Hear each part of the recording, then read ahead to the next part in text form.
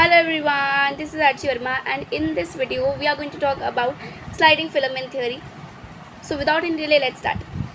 तो जैसे आप लोग देख सकते हो यहाँ पे मैंने ऊपर की तरफ बनाया है एक्टिन और नीचे की तरफ बनाया मायोसिन। तो हमें पता है जैसे कि एक्टिन के पास मायोसिन बाइंडिंग साइट्स होती हैं और मायोसिन के पास एक्टिन बाइंडिंग साइट्स होती हैं।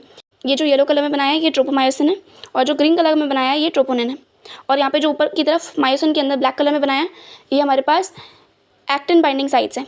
ये हमारे पास एक्टिन बाइंडिंग साइट्स हैं और ये जो ब्राउन कलर में बनाया है ये एटीपी बाइंडिंग साइट्स हैं। उसके बाद में एग्जैक्टली मैं आपको बताना शुरू करती हूँ कि चीज़ें होती कैसे हैं। पहली चीज़ क्या होती है, पहली बात कि जब हमारे पास जो सार्कोप्लाज्मिक रेटिकुलम है जैसे उसने कैल्शियम रिलीज़ करना शुरू किया, उसके बाद स्टिमुलेशन आया, उसने कैल्शियम रिलीज़ करना शुरू किया, वैसे ही जो ये ट्रोपोनिन है और ट्रोपोमायोसिन है वो साइड हो जाएंगी बिकॉज वो कैल्शियम के साथ में अटैच हो जाएंगी और इस तरीके से वो साइड हो जाएंगी। और उसी तरफ जो एक्टिन के अंदर मायोसिन बाइंडिंग साइट्स हैं, जो एक्टिन के अंदर जो मायोसिन के लिए बाइंडिंग साइट्स हैं वो एक्सपोज हो जाएंगी। वो क्या हो जाएंगी, वो हो जाएंगी एक्सपोज। अब ये जब साइट्स एक्सपोज हो जाएंगी तो उस कंडीशन के अंदर क्या होगा कि जो ये मायोसिन है डायरेक्टली अटैच हो जाएगा या फिर इसके ऊपर अटैक करेगा। जो एक्टिन के अंदर जो बाइंडिंग साइट्स थी मायोसिन को लेकर के वो अगर एक्सपोज हो जाएंगी तो मायोसिन क्या करेगा, उसके ऊपर अटैक करेगा। इनके साथ में अटैक करने की वजह से यहाँ पर क्रॉस ब्रिज का फॉर्मेशन हो जाएगा। क्रॉस ब्रिज का फॉर्मेशन क्या आप कैसे बोल सकते हो, जैसे अगर मैं आपको बताऊं, लेट्स से कि ये हमारे पास हमारा मायोसिन है, ठीक है। अब यहाँ पर जो साइड्स थी वो एक्सपोज हो गई तो यहाँ पे मैं इस तरीके से बता रही हूँ डायरेक्टली आपको। यहाँ पर लेट्स से इसने यहाँ पे इस तरीके से क्रॉस ब्रिज का फॉर्मेशन कर लिया, ठीक है। इसने बेसिकली अटैचमेंट दिखा दी, यहाँ पर अटैचमेंट हो गई, यहाँ पर इस तरीके से अटैचमेंट हो गया, ठीक है। और यहाँ पर ये जो एटीपी बाइंडिंग साइट थी वो है, इस तरीके से चीज़ें हो गई। अब उसके बाद में क्या होगा, अब उसके बाद में चीज़ें कैसे होंगी, क्रॉस ब्रिज बन चुका है कम्प्लीटली। अब उसके बाद में क्या होगा, क्रॉस ब्रिज बनने के बाद में यहाँ पर जो इसके पास एडीपी था और जो इनऑर्गेनिक फॉस्फेट है वो क्या करेगा, उसको बाहर रिलीज़ कर देगा। बेसिकली उसको क्या करेगा, उसको बेसिकली बाहर रिलीज़ कर देगा। उसके बाद में क्या होगा, उसके बाद में वो एक नया एटीपी, मतलब फर्स्ट स्टेप हो गया क्रॉस ब्रिज का फॉर्मेशन, सेकंड स्टेप हो गया एडीपी और इनऑर्गेनिक फॉस्फेट का आउट या फिर उन लोगों को बाहर फेंकना। तीसरा स्टेप क्या होगा, तीसरा स्टेप होगा कि अब वो अपने अंदर एक एटीपी लेगा, एक एटीपी का इंटेक करेगा, ओके। अब इस एटीपी के इंटेक के बाद में क्या होगा, क्रॉस ब्रिज ब्रेक होगा। इवन एनसीईआरटी के अंदर ये चीज़ मेंशन भी है कि एटीपी का एटीपी का जब इनटेक करेगा हमारा जो मायोसिन है वो, या फिर जो मायोसिन के अंदर एटीपी बाइंडिंग साइट्स थी, जैसे ही वो उनको एटीपी मिलता है तुरंत वो क्रॉस ब्रिज का ब्रेक करती हैं। अगर आपको कभी भी बोलते हैं कि एटीपी आने की वजह से क्रॉस ब्रिज बनता है, आप बोलोगे नहीं, एटीपी आने की वजह से क्रॉस ब्रिज ब्रेक होता है, ठीक है। इवन जब आप देखते हो किसी डेड बॉडी के अंदर रिगर मॉर्टिस की जो कंडीशन आती है जिसमें कि उसकी बॉडी, जो एक डेड इंडिविजुअल है उसकी बॉडी जो है वो अकड़ी रह जाती है, वो क्यों होता है, बिकॉज उसके पास एटीपी नहीं बचा है, ठीक है। अगर एटीपी नहीं बचा है तो कॉन्ट्रैक्शन एज इट इज़ रह जाएगा, जो ये क्रॉस ब्रिज बना है वो ब्रेक होगा ही नहीं। समझ में आ रही है आपको, इस तरीके से चीज़ें होती हैं। अब उसके बाद में यहाँ पे इसको, जब ये क्रॉस ब्रिज था जो पहले क्रॉस ब्रिज बना, देन सेकेंड स्टेप हुआ एडीपी और इनऑर्गेनिक फॉस्फेट बाहर गया, तीसरा स्टेप हुआ एटीपी अंदर आया, उसके बाद में चौथा स्टेप क्या होगा, क्रॉस ब्रिज ब्रेक हो जाएगा। उसके बाद क्या होगा, ये जो क्रॉस ब्रिज बना है ये बेसिकली ब्रेक हो जाएगा। ये जो क्रॉस ब्रिज बना था ये इस तरीके से ब्रेक हो जाएगा, ये अलग हो जाएगा, ठीक है। उसके बाद में क्या होगा, ये क्रॉस ब्रिज ब्रेक हो गया है। अब इसको अभी देखो ऑब्वियसली बात है, मैंने आपको जैसे पहले बताया कि एटीपी मिला, एटीपी मिलने के बाद में यहाँ पे क्रॉस ब्रिज ब्रेक हुआ है। उसके बाद में क्या होगा, फिफ्थ स्टेप पे आएगा एटीपी हाइड्रोलाइसिस। अब जो पहले से एटीपी प्रेजेंट था उसका हाइड्रोलाइसिस करेंगे, उससे जो बेसिकली एटीपी के जो बॉन्ड्स हैं उसको ब्रेक करेंगे और उसमें से जो एनर्जी रिलीज होगी उसका यूटिलाइजेशन करके फिर दूसरी साइड पे अटैच करेगा। समझो बात को, कहने का मतलब क्या है, ठीक है। अब मान लो जब पहली बार अटैचमेंट हुआ या फिर जब पहली बार क्रॉस ब्रिज बना वो यहाँ पे बना था, लेट्स से, ठीक है। वो कहाँ पे बना था, जैसे मैंने बताया आपको, वो यहाँ पे बना था।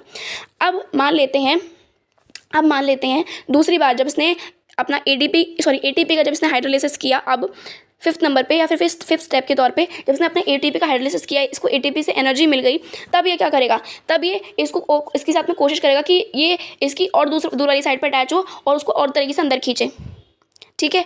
तो इस तरीके से वो क्या करेगा, इस बार वो कोशिश करेगा कि वो इस साइड पे, यहाँ पे मान लो लेट्स से कि हमारे पास ये जो हमारा एक्टिन है वो इधर तक का है, ये इतना लंबा है, ठीक है, ये इतना मान लेते हैं।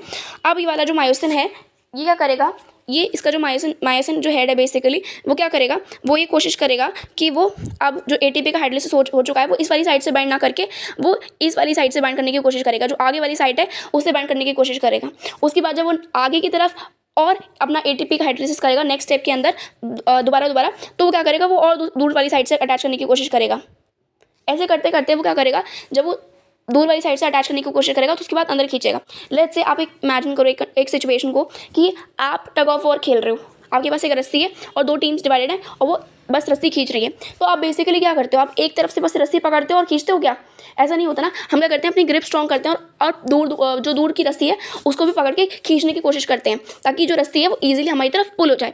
तो यही सेम चीज़ ये यहाँ पे करेगा। मायोसिन क्या करेगा, जो दूर दूर का एक्टिन पड़ा हुआ है उसके ऊपर ग्रिप बनाएगा और उसको खींचने की कोशिश करेगा ताकि अच्छे से कॉन्ट्रैक्शन हो सके, ठीक है। तो पहला स्टेप क्या हो गया, पहला स्टेप हो गया हमारे पास क्रॉस ब्रिज का फॉर्मेशन, ठीक है। दूसरा स्टेप क्या हुआ, पहले मानो कि जो हमारे पास सार्कोप्लाज्मिक रेटिकुलम है उसने कैल्शियम रिलीज़ करने के बाद में जो हमारे पास हमारा ट्रोपोनिन था और ट्रोपोमाइसिन था वो साइड हो गया। इस वजह से जो हमारे पास हमारे एक्टिन के ऊपर मायोसिन बाइंडिंग साइट्स थी वो एक्सपोज हो गई। मायोसिन ने उस बात का फ़ायदा उठाया, उसके बाद तुरंत अटैक किया, क्रॉस ब्रिज का फॉर्मेशन किया, बेसिकली अटैचमेंट हो गया। इनका क्या हुआ, अटैचमेंट हो गया। दूसरी चीज़ क्या हुई, उसके पास पहले से प्रेजेंट एटीपी था, उसने उसको थूका। आप इसको बहुत ज़्यादा कंपेयर कर सकते हो जो गुटखा होता है उसके साथ में। जो लोग गुटखा खाते हैं या फिर जो टोबैको का इंटेक करते हैं उनका आप नॉर्मल देखो क्या करते हैं कि अपने पहले मुंह में गुटखा भरते हैं, ठीक है, उसके बाद उसे थूकते हैं, उसके बाद फिर भरते हैं। ऐसा थोड़ी होता है कि पहले, अब इसको कैसे मानना है आपको कि अपने जब मुंह में उन्होंने टोबैको भरा तो आप उसको याद रखो कि एटीपी खाया, ठीक है। तो आप उसको वैसे ही मानो कि इसने गुटखा खाया हुआ है।